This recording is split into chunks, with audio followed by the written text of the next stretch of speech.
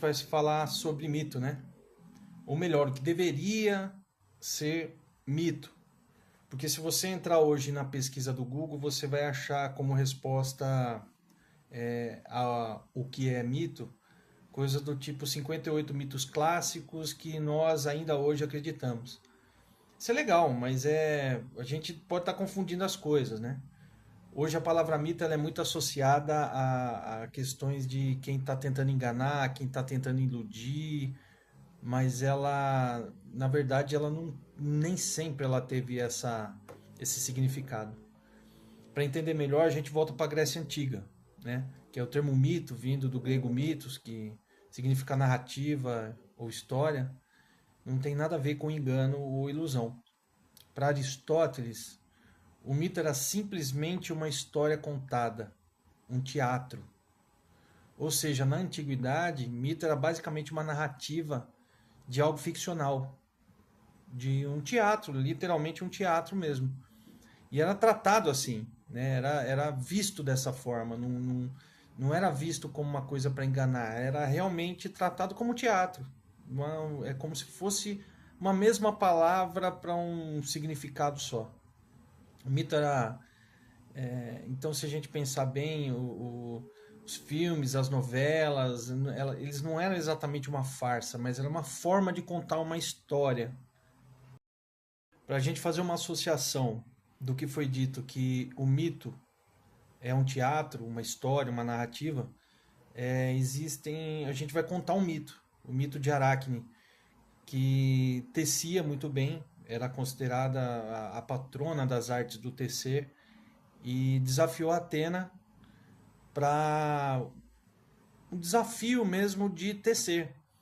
E Atena aceitou e visto que Aracne realmente tecia muito bem, era realmente muito boa naquilo que fazia, Atena decidiu, Atena assistiu, admitiu que realmente ela era muito boa, mas Atena como uma deusa, teceu como uma deusa, né? E tecendo como uma deusa, teceu muito melhor que Aracne.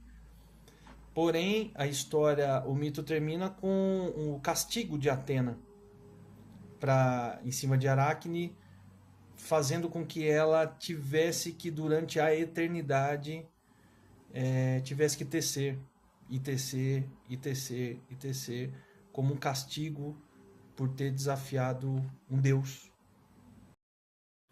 E todo mito que normalmente se envolve deuses, né? Principalmente esses mitos gregos antigos, ele, por exemplo, a intenção desse mito é contar como que surgiu, como apareceu no mundo a primeira aranha, né? Eles olhavam a aranha, falavam de onde vem a aranha, e aí cria-se uma narrativa em cima, uma história mitológica de como a aranha veio a surgir. E como naquela época tudo partia dos deuses, partia da vontade dos deuses, tudo que existia na Terra, a aranha surgiu é o resultado do desafio de Aracne versus a deusa Atena, e que as aranhas seriam Aracne, a representação de Aracne tecendo durante a eternidade.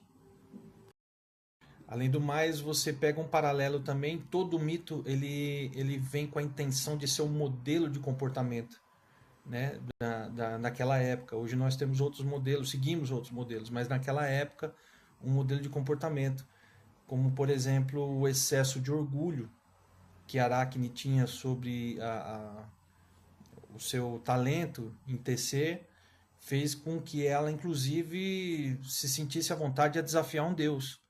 E o Deus, como Deus, botou Aracne no lugar dela de ser mortal, né?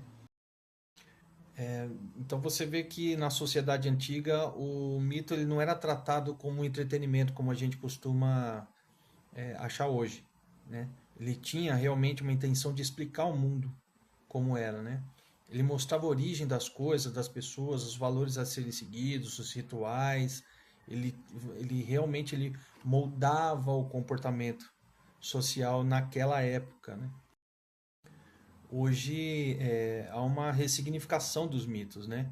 A gente vê os mitos, por exemplo, nos heróis, né? Nas narrativas, as lendas urbanas.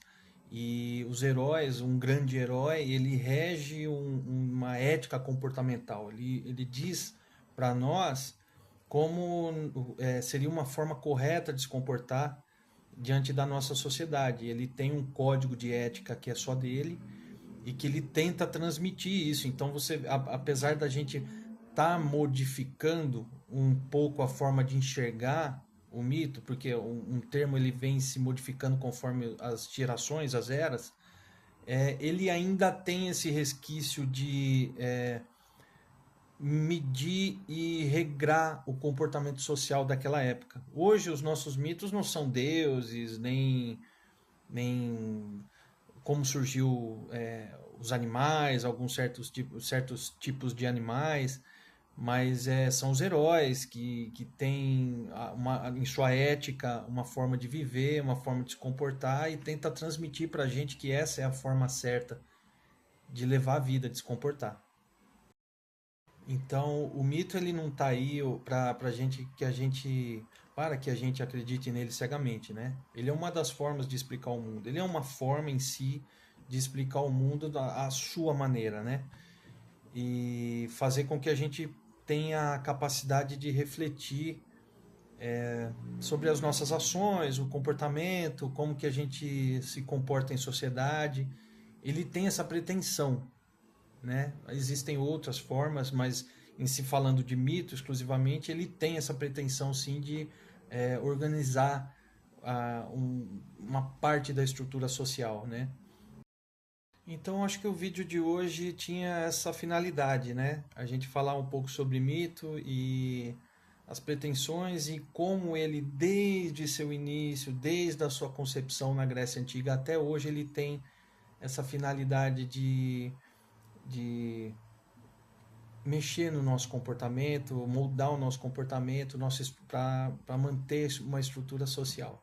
Se você gostou do vídeo, eu espero que você siga as nossas redes, curtam, compartilhem e até a próxima.